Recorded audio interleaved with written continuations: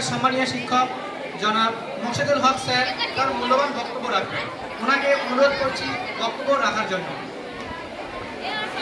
আসসালামু আলাইকুম। উপস্থিত ভারপ্রাপ্ত প্রধান শিক্ষক মহাশয়, আমার সমস্ত সহকর্মীবৃন্দ, স্নেহের ছাত্রছাত্রীবৃন্দ, সকলকে জানাই আন্তরিক শুভেচ্ছা ও অভিনন্দন। আজ 5ই সেপ্টেম্বর আমরা জানি সকলে জাতীয় শিক্ষক দিবস।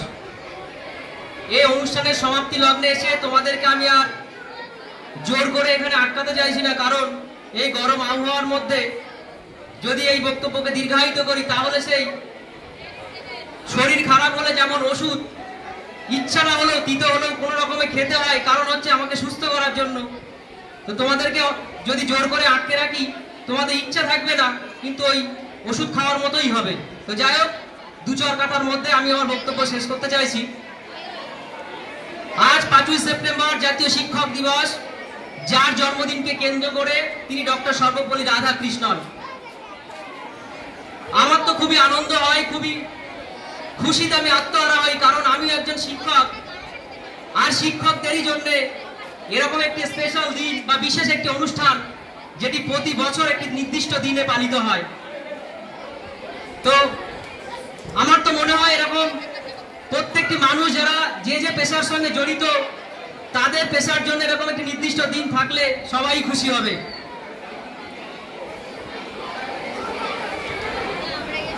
ডক্টর সর্বপল্লী রাধাকৃষ্ণন তিনি শুধুমাত্র একজন শিক্ষক ছিলেন না, তার সাফল্যের মুকুটে অনেক পালকও যুক্ত হয়েছিল। তো যাই হোক, শিক্ষক এবং শিক্ষার্থী উভয়ের মধ্যে সম্পর্ক হচ্ছে গভীর এবং নিবিড় সম্পর্ক। শিক্ষকের দায়িত্ব অনেক সমাজের প্রতি, শিক্ষা প্রতিষ্ঠানের প্রতি এবং শিক্ষার্থীর প্রতি। সেই জন্য বলা হয় teacher is a backbone of society. একজন শিক্ষার্থী যখন শিক্ষালয়ে বা শিক্ষা অঙ্গনে প্রবেশ করে তখন সে একতাল মাটির মতো থাকে।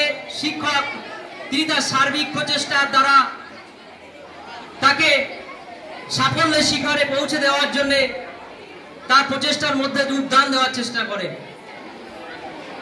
তো শুধুমাত্র শিক্ষকের প্রচেষ্টার মধ্যে দিয়ে এই যোগদান বা সাফল্যের শিখরে পৌঁছে দেওয়া তো সম্ভব নয়। এর জন্য প্রয়োজন শিক্ষার্থীরও কিছু নিয়ম, শৃঙ্খলা, কর্তব্য ইত্যাদি মেনে চলা। একজন শিক্ষার্থী যখন শিক্ষাঙ্গনে আসে তাকে অনেক কিছুই মেনে চলতে হয়, যেমন সময় অনুবর্তিতা, নিয়ম অনুবর্তিতা। আমাদের প্রথমে শিখতে হবে সময়কে গুরুত্ব দেওয়ার। আমাদের জীবন একটাই, জীবন একবারই আমরা পেয়েছি, অর্থাৎ জীবনের প্রতিটি মুহূর্ত, প্রতি সেকেন্ডকে আমরা যেন ভালো কাজে, উপযুক্ত কাজে ব্যবহার করতে পারি, এটা আমাদের লক্ষ্য রাখতে হবে। সময়কে আমরা নষ্ট করব না, অপচয় করব না। পাশাপাশি আমরা শিখব নিয়ম অনুবর্তিতা, অর্থাৎ নিয়ম অনুযায়ী সবকিছু করার চেষ্টা করব।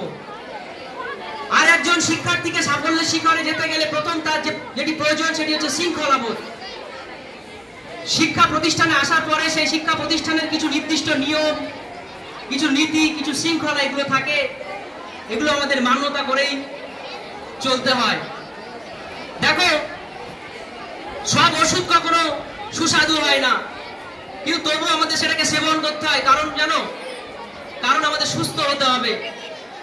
অস্ত্রোপচার কখনো যন্ত্রণা মুক্ত হয় না, কারণ অস্ত্রোপচার করতে হয় আমাদের এই জন্যে শরীরকে সুস্থ করার জন্য। আমরা চিকিৎসকের কাছে গেলে চিকিৎসক আমাদের পরামর্শ দিয়ে থাকেন যে রোগ থেকে মুক্তি পেতে গেলে, রোগ থেকে সুস্থ হতে গেলে তোমাকে অস্ত্রোপচার করতেই হবে।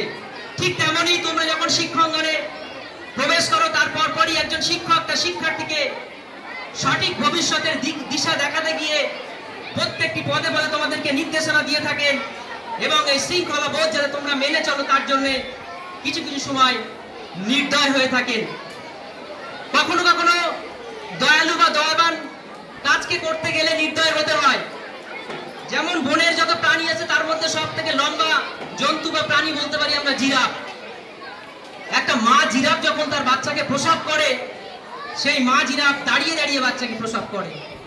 মায়ের মাতৃগর্ভ থেকে আরাম স্থান থেকে যখন সে মাটিতে নিচেই পড়ে তখন সে আর উঠে দাঁড়াতে যায় না, কিন্তু মা জিরাফ কি করে জানো? তাকে বারবার লাথি মারে, যতক্ষণ না পর্যন্ত ওই বাচ্চা জিরাফ উঠে দাঁড়াতে সক্ষম হয় ততক্ষণ পর্যন্ত মা জিরাফ তার বাচ্চাকে লাথি মারতে থাকে।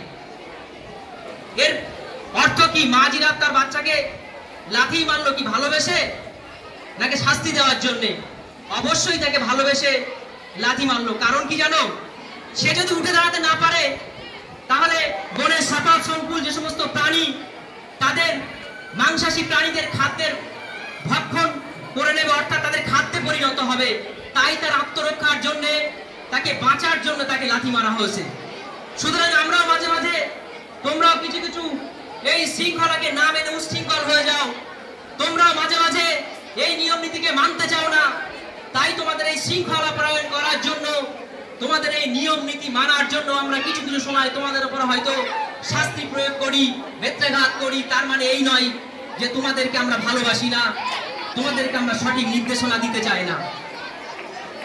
পাশাপাশি আর একটা কথা বলতে চাই, যেটা হচ্ছে তোমরা এই নির্দেশনা, তোমরা এই শৃঙ্খলা বোধ, তোমরা এই নিয়ম নীতির মধ্যে থেকেই তোমরা সফলতার অর্জন করো। কিন্তু সাফল্য এমনি এমনি আসবে না। সফলতা অর্জন করতে গেলে তোমাদের কঠোর পরিশ্রম করতে হবে। কারণ পৃথিবীতে প্রকৃতির মধ্যেই পাখির খাবার দেওয়া আছে। তাই বলে ওই পাখির খাবার এমনি এমনি করেই পাখির বাসাতে পৌঁছে যায় না। কিন্তু সকাল হলে মা পাখি বা পাখিরা তার খাদ্য সংগ্রহের জন্য বাসা থেকে বেরিয়ে সারাদিন পরিশ্রম করে সেই খাদ্যকে সংগ্রহ করে বাসায় ফেরে। মিল্টন তিনি লাস্ট প্যারাডাইজ বলে একটা গল্প লিখেছিলেন। এই গল্পটাকে লেখার জন্য তিনি প্রতিদিন ভোর 4টেতে তিনি ঘুম থেকে উঠতেন। আমিও চাই তোমরা পঞ্চম শ্রেণী থেকে পড়াশোনা করতে করতে ধীরে ধীরে দশম শ্রেণী, দ্বাদশ শ্রেণীতে তোমরা যাচ্ছ।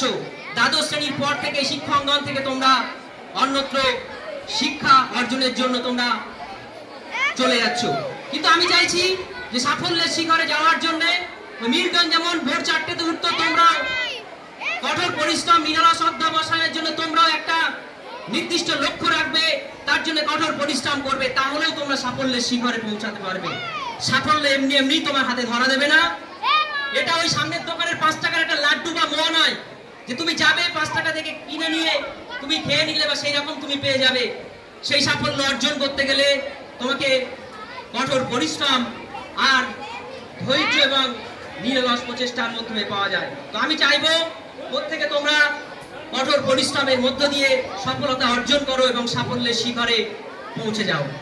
যাই হোক, আজকে এই শিক্ষক দিবস অনুষ্ঠানে আমার স্বরচিত একটি কবিতা শিক্ষক, এই সম্পর্কে আমি একটা কবিতা লিখেছি। এই কবিতার মধ্য দিয়ে আজকে আমার বক্তব্য আমি শেষ করতে চাইছি। আমি শিক্ষক, ভবিষ্যৎ প্রজন্মের পথপ্রদর্শক। আমি শিক্ষক, রক্ষক মর্যাদার।